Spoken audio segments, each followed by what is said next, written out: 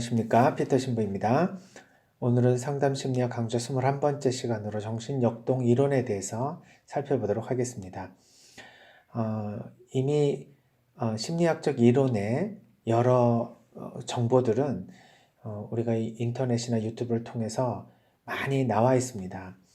그래서 이런 정신역동 이론에 대한 자세한 설명은 다른 강좌들을 통해서 확인하실 수 있으니 우리는 여기에서 간단하게 정신역동 이론에 대한 개념만 살펴보고 그것이 우리의 신앙생활, 영성생활에 어떤 의미가 있는지, 또 가톨릭 신자로서 상담 활동을 할 때 상담과 종교, 그리고 상담과 영성, 종교적인 상담, 영적인 상담에 대한 관심을 가지는 분들에게는 정신역동 이론이 어떤 의미를 가지고 있는지 여기에 대해서 간략하게 알아보는 것으로 의미를 두도록 하겠습니다. 먼저 이 상담심리학 이론들 어떻게 구별하느냐, 그 마틴 셀리그만이라는 학자는 4가지 세력으로 상담심리 이론을 구별하는데, 오늘 정신역동 이론 첫 번째 시간이니까 이런 상담 이론의 분류 체계에 대해서 간단하게 좀 알아보면요. 상담 이론을 어떤 그 심리적인 배경을 중시하는 파가 있고요. 정서를 중심으로 하는 파가 있고, 생각과 사고, 인지 과정에 초점을 맞추는 학문적인 주류가 있고요. 또 인간의 구체적인 행동에 초점을 맞추는 이론들이 있습니다. 그래서 이 배경, 정서, 사고, 행동 4가지의 첫 글자를 따서 베타 모델을 제시합니다. 셀리그만은 이 베타 분류를 통해서 행동주의 이론, 정신역동 이론, 인지주의 이론, 인본주의 이론을 구별하고, 크게 몇백 가지가 넘는 이런 상담의 이론들은 이 4가지 틀 안에 정돈해 볼 수 있다, 정리해 볼 수 있다, 이렇게 강조를 합니다. 그래서 오늘은 특별히 이제 정신역동 이론에 대한 이야기를 해볼까 합니다. 정신역동 이론은 이제 이 4가지 상담 분류 중에 어디에 들어갈까요? 네, 역시 이 정서, 사고, 행동보다는 우리의 더 근원적인 심리 내부의 무의식적인 그 어떤 배경에 의해서 의식적인 표면에 여러 가지 증상들이 나타난다.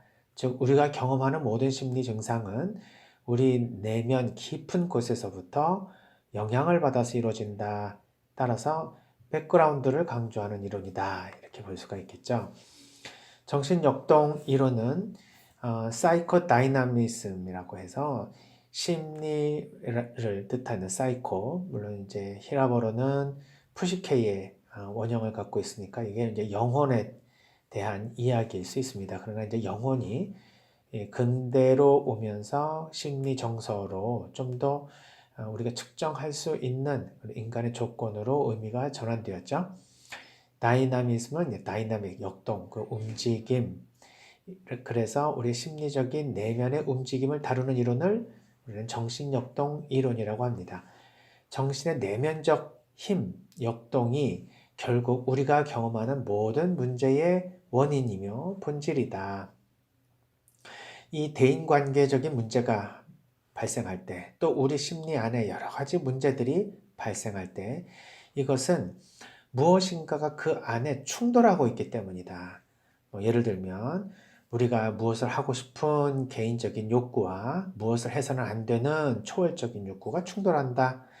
우리의 의식적 차원에서는 이렇게 생각을 하고 있지만 무의식적 차원에서는 이렇게 느끼고 있을 때 이 둘의 어떤 그 에너지 차이에 의해서 정신적인 문제들이 발생한다고 보는 거죠. 공부를 해야 하지만 공부를 하고 싶지 않을 때 내면의 심리적인 충돌이 결국 여러 가지 문제를 일으킨다. 개인의 과거 경험이 또한 현재 문제에 영향을 미칠 수 있다라고 봅니다. 그래서 우리 내면의 뭔가에 대한 갈등은 시간적으로 쭉 흐르게 되면 결국 과거의 어떤 문제가 오늘날 나의 문제로 연결된다. 즉 인과관계로 연결되어 있다라고 말하는 것이죠. 그래서 정신역동 이론이라고 하는 것, 즉 힘의 이론이라고 하는 것이죠. 힘이라고 하는 것은 원인과 결과에 의해서 그 움직임이 결정되고 또한 예측됩니다. 그러니까 인간의 내면도 결국 추상적인 그런 내용들이 아니라 구체적으로 힘의 이론을 빌어서 추론해 볼 수 있고 또 그렇기 때문에 예상도 가능하고 그렇기 때문에 모든 메커니즘을 파악하게 되면 거기에 대한 통찰이 곧 치료의 중요한 원천이 된다라고 이야기를 합니다. 여기에 대표적인 학자들은 처음으로 이 심리 내적인 문제를 구체적으로 다루었던 프로이드의 정신분석이 있을 수 있고요.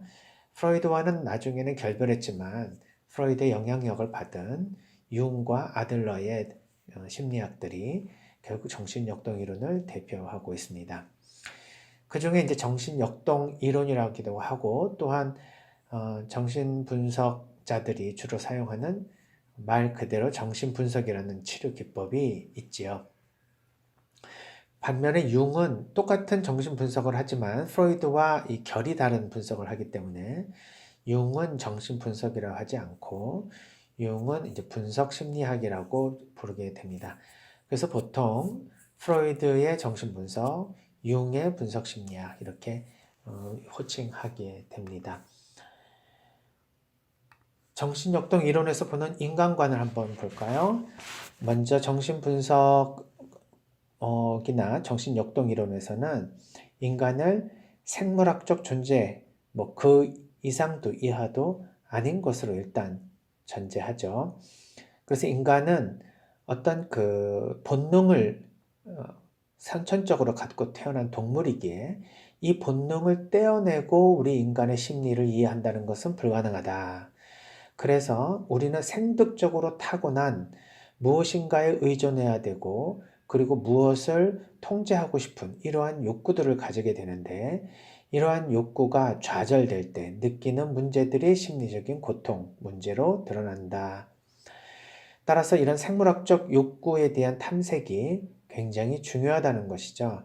우리의 기본적인 의식주 해결을 위한 생존을 유지하기 위한 1차적인 본능을 도외시하고 우리의 무엇인가 초월적인 그리고 좀 인간이라면 이래야 되는 것이 아닌가라고 하는 동물과 다른 좀 높은 고상한 차원에서의 욕구만 다루게 되면 올바른 인간을 이해하기가 어렵다. 왜냐하면 인간의 가장 근본적인 이러한 무의식 안에는 이러한 생물학적인 본능이 꿈틀거리고 있고 그것이 해결되지 않을 때는 반드시 그것을 해결하라는 그런 강한 메시지를 우리의 의식 차원으로 내보내기 때문에 우리가 이 심리 내면에 있는 것을 다루지 않고 겉으로 드러난 문제만 다루게 되면 원래의 근본적 치료가 되지 않기 때문에 자꾸 심리적으로 재발되거나 아니면 근본적 치료가 이루어지지 않아서 항상 치료의 예후가 좋지 않다라고 보는 것입니다. 두 번째로는 인간은 인과적으로 결정되어 있다. 즉 역동 이론이라고 하는 것은 힘의 이론이라고 말씀을 드렸죠. 그래서 우리의 이 심리도 뭔가 우리가 알 수 없는 힘에 의해서 움직이는 것이 아니라 정확한 그런 원인에 의해서 결과가 발생하고 그 결과는 또 다른 원인이 되어 계속 인과적으로 우리의 심리가 발달하게 된다.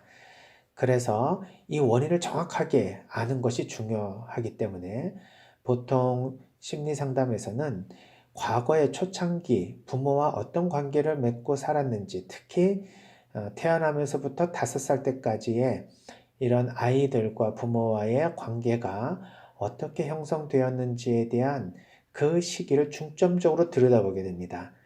그래서 이런 정신역동 이론에서는 초창기 부모와의 첫 번째 관계가 어떻게 형성되었는가 이것을 우리가 대상 관계라고 하는데요.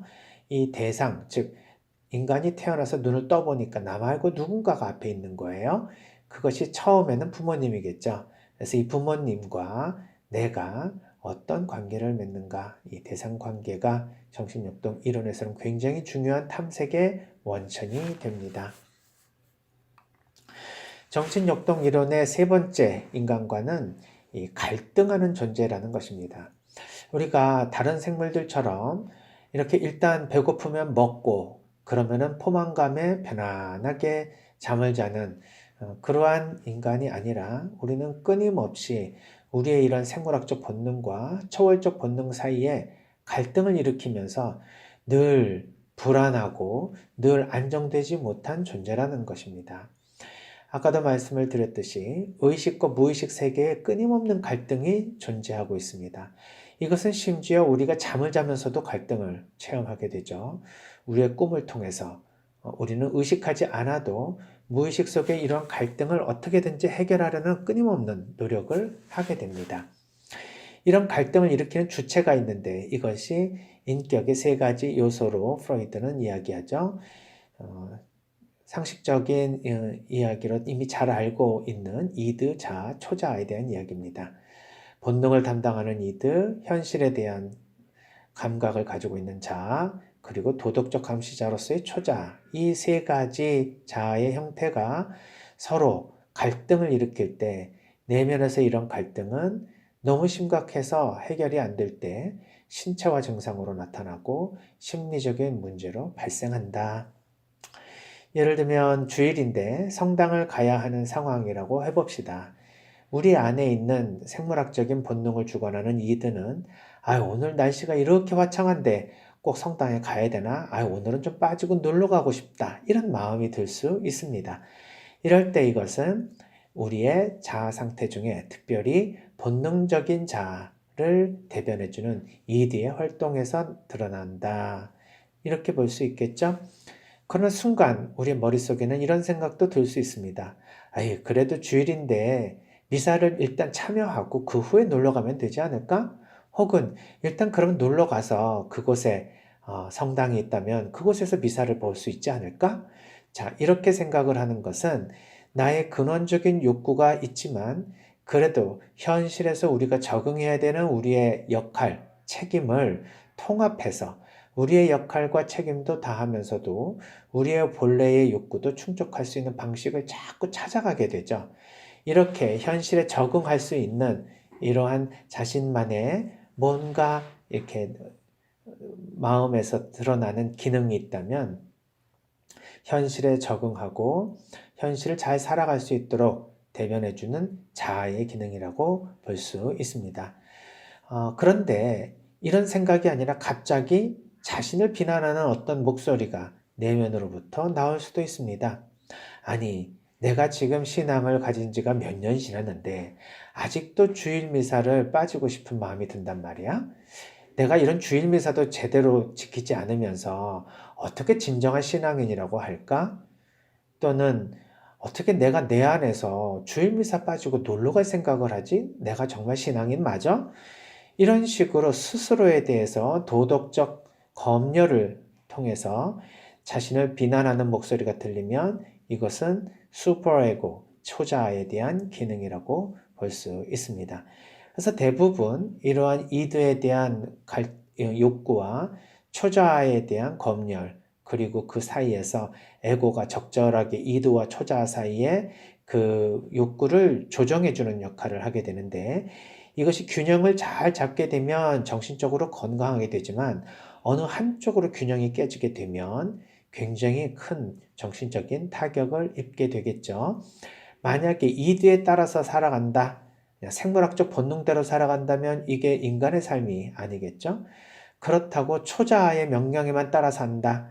그러면 너무 강력한 윤리의식과 도덕적 의식이 오히려 윤리적으로 도덕적으로 살아가는 자신을 발견하도록 하지 않고 그것에 얽매여서 심리적으로 문제가 발생하는, 그래서 오히려 현실에 살아가지 못하도록 만드는 증상이 생겨날 수도 있다.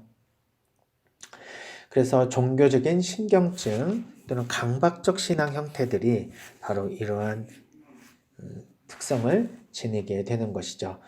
또한 심리적으로 완벽주의를 지향하거나 종교적으로 온전하고 성스러운 것만 추구해서 현세에 대한 어떤 욕구도 자신에게 용납하지 않는 말 그대로 정말 착한 사람이 되어야 된다는 그런 강박증, 이런 것으로 인해서 정상적 상황을 정상적인 생활을 살아갈 수 없다. 그렇다면 이것은 현실을 살아가도록 이 세상에 보내주신 하느님의 뜻에 맞깝게 살아갈 수 없는, 어떻게 보면 하느님의 뜻과는 위배된 생활이라고 볼 수 있습니다. 따라서 우리가 어떤 것이 정말 성스럽게 살아가는 것이고 어떤 것이 성스러움에 대한 강박으로 살아가는 것이냐, 어떤 것이 신앙적으로 열심한 것이고 어떤 것이 신앙적으로 신경증에 해당하는 것이냐, 이런 것을 분별하는 것이 영적 지도의 굉장히 중요한 주제가 되기도 합니다. 그리고 종교적으로 이러한 수포가 너무 강하면 결국 우리 심리 안에서 강박증이 생겨나게 되죠. 강박증이란 마음의 갈등이 불안을 만들어내는데 그 불안을 피하기 위해서 특정한 행동이나 생각을 반복적으로 집착하는 것을 말합니다. 그러니까 이 강박적인 행동이나 생각이 불안을 회피하기엔 수단이니까 이 자체가 무엇인가 의미를 주는 것은 아니죠. 불안을 없애기 위해 더 큰 심리적인 문제가 발생하게 됩니다. 따라서 예를 들면 하느님께서 사랑하라고 말씀해 주신 이 사랑의 계명이 우리에게 사랑하지 않으면 큰일 날 것 같은 그런 강박증을 유발하는가? 그렇지는 않겠죠. 그러나 어떤 분에게 있어서는 자기 자신이 강박적으로 사랑해야 된다는 그런 마음으로 자신을 위한 것은 하나도 챙기지 못하고 늘 남을 챙기다 자기가 무너지는 그런 경험들을 하게 됩니다. 이럴 때 우리의 심리적인 문제와 영적인 문제가 서로 연결되어 있다는 것을 알 수 있지요. 정신역동 치료가 어떻게 이루어지는가? 방금 살펴본 정신역동 이론에서의 인간관, 즉 인간은 생물학적 본능을 가지고 있다. 그리고 그것에 어떤 원인이 분명히 존재한다. 그리고 그런 갈등이 결국 우리의 심리적인 문제를 일으킨다. 그러한 통찰을 통해서 우리는 심리치료에서 정신역동 치료는 어떤 방식으로 이루어지는가? 일단 그것을 살펴보면 갈등에 대한 통찰이 무척 중요하다고 강조합니다. 그러니까 우리가 왜 이러한 심리적인 문제를 겪게 되는지에 대한 이유를 알게 되면 이러한 신경증, 특히 강박증은 자연스럽게 해소될 수 있다고 말합니다. 특별히 현대의학의 발전으로 이런 신경증 중에서 특별히 불안강박증은 이러한 갈등에 대한 통찰만으로도 굉장히 큰 효과가 있다는 것이 나타납니다. 그래서 연구 결과 여러 가지 심리 문제 중에 특별히 이 불안신경증은 정신역동 치료가 잘 기능한다라고 말하고 있죠. 의식과 무의식의 갈등을 정확하게 우리가 통찰해내는 것인데 이것이 참 말같이 쉽지 않습니다. 왜냐하면 우리 마음 안에 이 무의식을 들여다보려면 그것을 들여다보지 못하도록 만드는 심리 기제, 우리가 흔히 이야기하는 방어 기제가 있기 때문에 그렇습니다. 이 방어 기제는 너무도 상식적으로 알고 있는 이 내용이기 때문에 말씀을 드릴 필요가 없지만 간단하게 설명해 보면 예를 들면 어떠한 그 고통스러운 생각을 내가 하게 되면 스스로 자기 자신에 대해서 불편하게 느껴지니까 그것을 무의식적으로 억압하는 리프레션 과정, 즉 억압 과정이 있을 수 있고요. 현실 자체가 힘드니 그걸 부정하는 그러한 부정의 방어 기제가 있을 수 있습니다. 이런 억압과 부정, 이 두 가지는 일단 있는 것을 없는 것으로 만들어서 우리 자신의 내면의 평안함을 추구하려고 하지만 사실 없는 것은 아니죠. 있는 것을 없는 것처럼 만들었기 때문에 그것에 대한 결과는 계속 증상으로 드러날 수밖에 없습니다. 투사와 동일시 비슷한 그런 심리 기제인데요. 이게 내 탓이라고 하면 힘드니까 다른 사람에게 탓을 돌려서 자신의 죄의식을 모면하거나 아니면 자기의 부족한 모습을 어떤 자기가 동일시하고 싶은 자기가 닮고 싶은 이상적 모델에 같이 똑같다라는 생각을 하게 됨으로써 자기의 부족한 것을 만회하려고 하는 그런 방어 기제가 있을 수 있습니다. 퇴행과 고착 또 이런 것도 많이 우리가 잘 찾아볼 수 있죠. 예를 들면 어른인데 어린이같이 행동하는 그 이전 발달 단계로 돌아가는 모습들, 또는 더 이상 성장하고 싶지 않아서 현재 머무르려고 하는 그런 모습들은 현재의 나에게 주어진 고통을 인식하고 싶지 않아서 스스로 불편함을 받아들일 수 없어서 뒤로 돌아가거나 아니면 앞으로 나아가지 못하는 것을 이야기합니다. 이렇게 우리에게 있어서 있는 그대로의 지금 나에게 발생하는 모든 것들을 수용할 용기가 없어서 이것을 방어 기제를 통해서 회피하거나 억압하게 되면 여러 가지 심리적 문제가 발생하게 된다. 이런 방어 기제의 종류는 한 30여 가지가 넘는다고 하는데요. 다른 문헌을 통해서 한번 확인해 보시면 좋겠습니다. 정신역동 치료의 두 번째 방법론은, 따라서 이런 갈등에 대한 통찰을 하게 된 후에 그 갈등의 원인이 드러나지 않겠습니까? 그럼 그 원인을 해소시켜주는 방식으로 좀 더 들어갈 수 있습니다. 무의식 세계에 억압된 욕구가 무엇인지를 알았으면 그것을 그냥 있는 그대로 수용해 주거나 아니면 그것을 건설적인 방식으로 해결해 줄 수 있도록 도움을 줄 수가 있겠죠. 심리적 갈등으로 억압된 욕구는 이것이 해결되지 않을 때 그냥 머무는 것이 아니라 반드시 다뤄달라고 요청하게 됩니다. 그게 바로 우리의 신체적인 증상들이죠. 그래서 신체적 전환증, 우리가 전환장애다라고 하는 이러한 그 이야기를 들어보신 적이 있을 겁니다.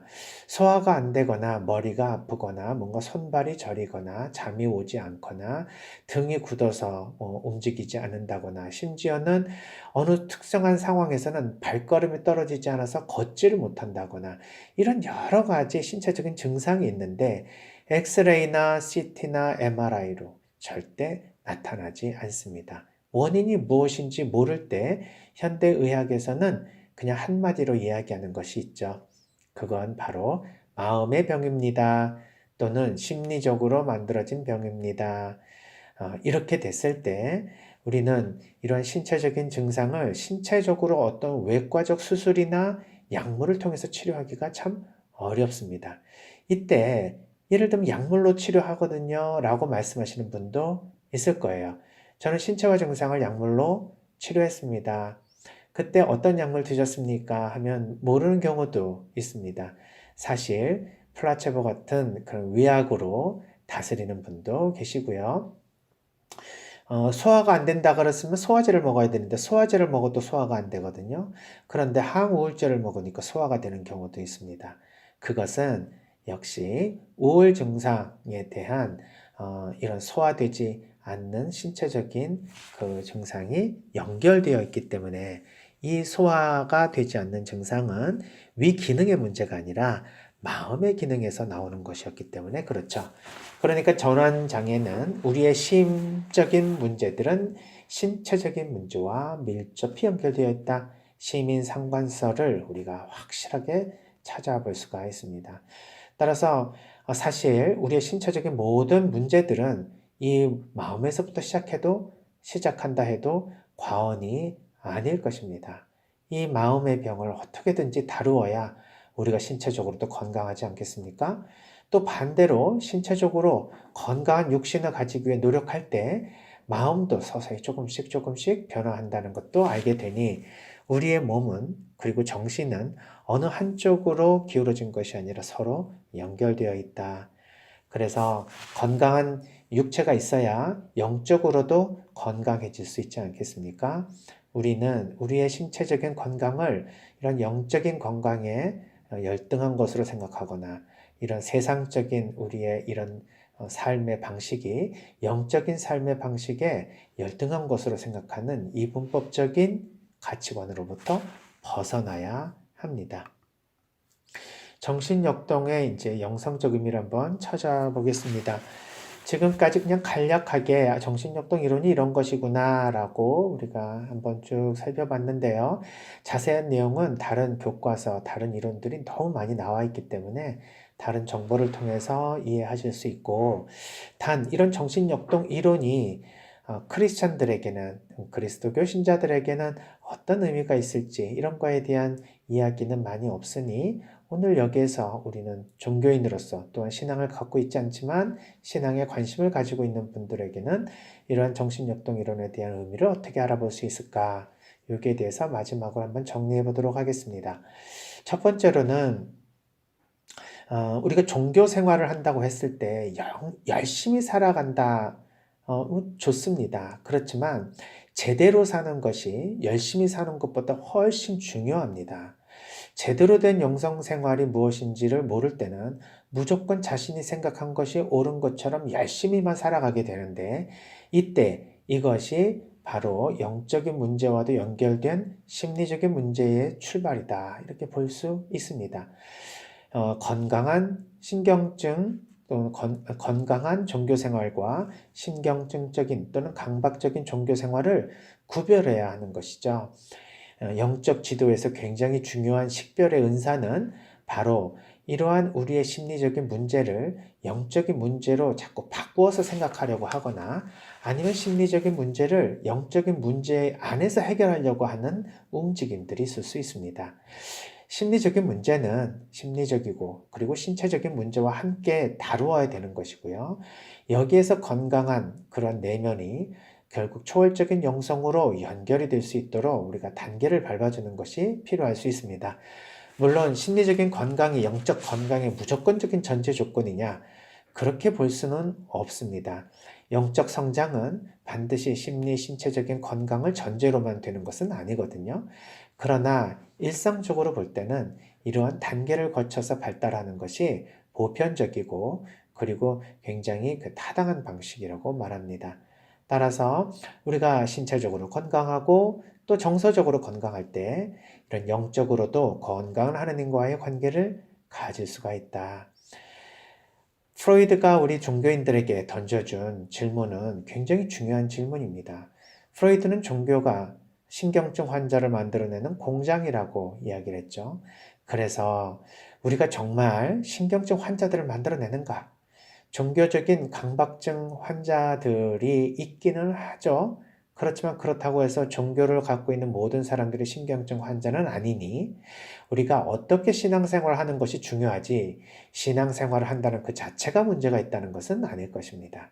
그러나 프로이드는 이제 그러한 자세한 이야기는 하지 않고요. 그 18세기 후반, 19세기 초반 또는 19세기 후반까지만이라도 보면 굉장히 이 현대 과학의 발달함과 동시에 근본적으로 이전에 전통적으로 내려왔던 그런 종교적인 가르침과 통합이 잘 이루어지지 않는 상황에서 어떻게 하면 영적인 성숙을 이룰지에 대한 명확한 그런 방법을 제시해 주는 이론이 없었기에 어떤 분들은 그냥 성경에 대한 내용을 그대로 자구적으로 해석해서 그대로만 실천하려고 하다 보니까 심리적으로 문제가 발생할 가능성들이 있었다. 오늘날은 오히려 거꾸로 이러한 심리적인 그런 신경증적 종교 생활을 하는 분보다는 너무 세속에 빠져서 오히려 건강하지 못한 세속 생활을 하는 분들이 더 많지 않을까요? 시대적인 그런 상황이 이러한 이론에 영향을 미치는 것도 분명히 있다는 생각이 듭니다. 그래서 우리는 이러한 신경증적인 강박적인 종교 생활에서부터 우리가 조금 벗어나 건강한 종교 생활을 가려면 어떻게 되는지에 여러 가지 이야기들을 해줄 수 있다. 묵주에 9일기도 한다고 해놓고 중간에 만약에 하루 건너뛰었다, 깜빡해서 잊어먹었다, 실수로 그날 해야 될 기도를 다 하지 못했다. 어떻게 느끼십니까? 처음부터 다시 시작하십니까? 아니면은 그냥 하루 빠졌지만 그날은 그냥 스킵하고 그 다음 날서부터 다시 연결해서 기도하십니까? 아니면 그렇게 9일 기도도 못하는 자신에 대해서 너무 엄격한 기준으로 스스로 비난하고 스스로 자기 자신을 괴롭히십니까? 아니면 하느님께서 이해해 주시리라 생각하고 또 이렇게 기도하고 노력하는 자체가 하나님이 이뻐하시지 내가 얼마나 이 기도를 시간에 맞춰서 하는지를 하나님은 기뻐하시지 않을 거야 라고 생각하십니까? 각자의 생각이 옳고 그른 것은 없을 것입니다. 그러나 어떤 것이 건강한 신앙생활을 위한 지표가 되는지에 대한 기준은 가지고 있어야 할 것입니다. 그것에 대한 기준은 우리가 여러 가지 이론 통해서 그리고 영적 지도를 통해서 우리가 배워야 할 것입니다. 두 번째로는 자신이 모르는 자신에 대해서 우리는 알아야 된다. 흔히 상담을 하는 사람들 중에 상담 왜 합니까? 저는 제 자신 문제 하나도 없습니다 하시는 분도 계시죠. 근데 문제가 없다고 생각하는 자신이 문제가 있다는 것을 알기가 어렵죠. 즉, 내가 무엇이 문제인지를 모른다. 이 문제에 대한 이 무감각이 결국 자신에 대한 문제일 수 있습니다. 그렇다고 우리가 모두 문제만 갖고 사느냐? 그런 것은 아니고요. 이 문제라는 얘기를 우리는 자기에 대한 이해를 우리가 끊임없이 추구하며 자신을 발달 단계에 따라서 나이가 흐름에 따라서 계속 달리 이해하며 변화하는 자신에 대해서 끊임없이 통찰하는 것은 굉장히 중요한 정신 건강의 요인입니다. 우리가 자기 자신이 이런 사람이라고 딱 규정하면 그것으로 멈춰 있는 상태로 끝까지 살아가는 것이 아니죠. 나이가 들어가면서 또 새로운 경험을 하면서 우리는 계속 우리의 생각과 우리의 정신은 변해갑니다. 따라서 자신의 의식 수준에서의 자기에 대한 이해와 무의식 속에 숨어있는 자신에 대한 역동을 잘 탐색하는 것은 자기를 올바로 탐색해서 타인을 받아들이고 타인과의 관계를 건강하게 이뤄나갈 수 있는 굉장히 중요한 요인이 된다는 것. 정신역동 이론이 우리에게 가져다 주는 중요한 통찰입니다. 세 번째로 종교적 나르시즘에 대한 분별이 중요하다. 열심한 사람 내 주변에 많이 있습니다. 그런데 이것이 정말 올바른 방향으로 열심한 것이 아니라 조금 문제가 있는 방식으로 열심할 때 우리는 이것을 종교적 나르시즘을 의심해 볼 수 있다라고 말합니다. 종교적 나르시즘에 빠진 분들의 예는 어떻게 볼 수 있을까요? 대인관계도 잘 원만하지 않고 그리고 주변 사람들과 늘 갈등을 일으키는데 자신은 하느님의 사랑받는 자녀로서 이 사람들과 이런 갈등을 일으키는 원인은 자신이 하느님과 더 가까이 지내기 때문이고 이들은 더 세속적으로 타락했기 때문이라고 생각하고 자기는 예언자적인 기능으로 사람들에게 이렇게 살아라 저렇게 살아라 아주 굉장히 열심한 마음으로 사랑의 마음으로 충고해 주는데 이들이 그것을 듣지 않으니 결국 문제는 이들의 그러한 얼음장 같은 굳은 마음 때문이지 자신은 예언자적인 기능을 잘 수행하고 있다. 하지만 이런 대인관계 문제는 바로 자신이 좁은 길을 걷기 때문에 그러는 것이고 이들은 그러한 사람을 인정하지 않고 오히려 돌팔매질하면서 죽였던 과거의 유대인처럼 이 예언자를 잘 맞아들이지 못하기 때문에 이러한 갈등이 생기는 것이다. 따라서 자신의 대인관계에 대한 문제는 타인에게 전가하고 자신은 영적으로 올바른 생활 그리고 올바른 가르침을 다른 사람들에게 전해주고 있었을 뿐인데 내 말이 무엇이 잘못된 것도 아니고 내가 말하는 것이 옳음에도 불구하고 사람들은 그것을 비난하고 또 따르지 않는 이 세상의 타락 그리고 사람들의 이기심에 문제가 있다라고 생각한다면 이런 사람을 우리는 종교적 나르시스트다 이렇게 볼 수가 있겠죠. 정도의 차이는 있지만 스스로 열심히 생각하고 있다는 스스로 자신이 선인이라고 생각하고 의인이라고 생각하는 사람들은 대부분 종교적 나르시즘을 경계해야 합니다. 예수님께서 바리사이와 사두가이에 대해서 아주 강하게 비판하신 것은 바로 그들의 이 나르시시스트적 이 삶의 형태 그리고 자신을 그렇게 바라보고 있는 관점에 대해서 예수님께서는 강력하게 나무라고 계시는 것이죠. 그런데 문제는 나르시즘에 빠져 있는 사람은 자신이 그러한 문제를 갖고 있다는 걸 인식하지 못합니다.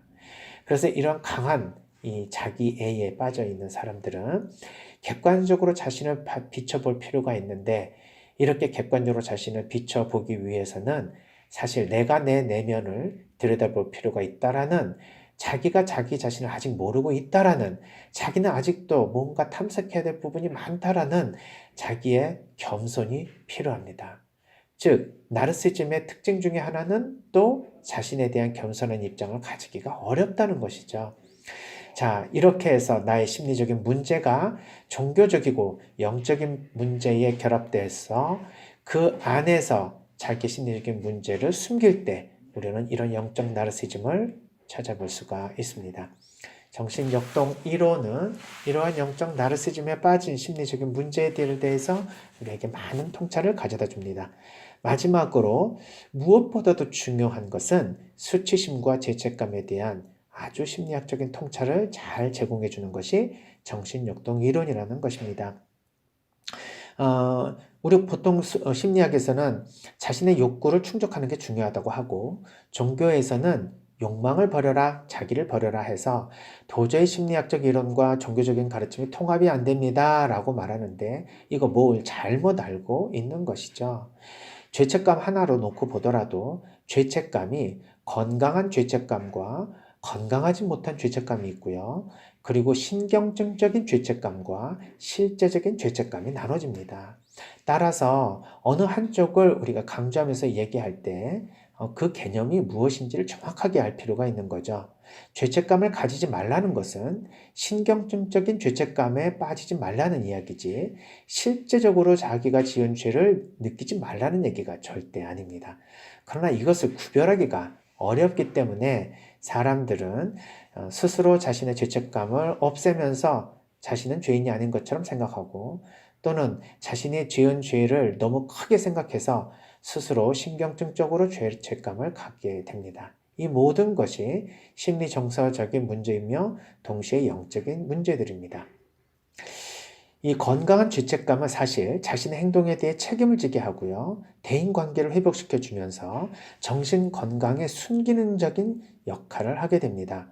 그러나 반면에 자신을 처벌하고 강박적으로 가지는 죄책감은 정신적으로 문제를 일으킬 뿐만 아니라 영성 생활에도 역기능을 일으킵니다. 그러나 이 죄책감보다 더 무서운 것이 수치심입니다. 수치심은 주로 관계와 정신 건강의 모든 차원에서 역기능적으로 자신에게 작용하게 되는데요. 하느님께 불순종하고 타락한 하느님의 형상으로부터 멀어진 인간은 이 죄책감과 수치심, 특히 이 수치심으로 인해서 강한 하느님과에 대한 거리감, 그리고 하느님을 받아들이지 못하는 결과를 가지게 됩니다. 자기 자신에 대한 수치심은 건강하게 태어났고 아름답게 태어났으며 보시기 좋게 태어난 우리 인간을 근본적으로 거부한 것이기 때문에 하느님을 만날 수 없게 만들어줍니다. 그래서 우리는 근본적으로 우리 자신에 대한 수치심을 가질 필요는 없습니다. 우리가 행한 행동에 대한 죄책감을 가질 수는 있겠죠. 그래서 자신에 대한 수치심을 가지는 것은 건강하지 못한 문제가 발생하고 그러한 역동이 있다면 그것은 자신의 잘못에 대한 죄책감으로 바꿔야 합니다. 대개 이런 두 가지에 대한 역동이 우리 안에 무의식적으로 발생할 때 우리는 깨닫지 못하면서도 잘 확인하지 못하면서도 뭔가 우릿하게 우리 마음속에서 영향을 미치는 그러한 불안함, 그러한 우울함, 그러한 뭔가의 초조함, 이러한 안절부절하는 우리의 심리적인 상태를 경험하게 됩니다. 그랬을 때 인생은 재미없을 뿐만 아니라 의미가 없을 것이고 항상 우울하고 불안하며 어디에 안주하지 못해서 결국 살지도 못하고 죽지도 못하겠다라는 말로 삶의 고통을 표현하게 됩니다. 이러한 수치심과 죄책감에 대한 정확한 통찰과 그것을 어떻게 다루어야 되는지에 대한 중요한 이론을 제공해주는 정신역동 이론은 종교의 적이 아니라 오히려 종교에 보지 못했던 그림자를 보여줌으로써 우리가 온전히 더 통합된 그러한 신앙생활을 할 수 있도록 도와주는 영적인 친구이겠죠. 오늘은 정신역동 이론에 대한 영성적 의미에 대해서 마무리를 지으면서 한번 전체적으로 개괄해 봤습니다. 다음 시간에 다시 또 뵙도록 하겠습니다. 고맙습니다.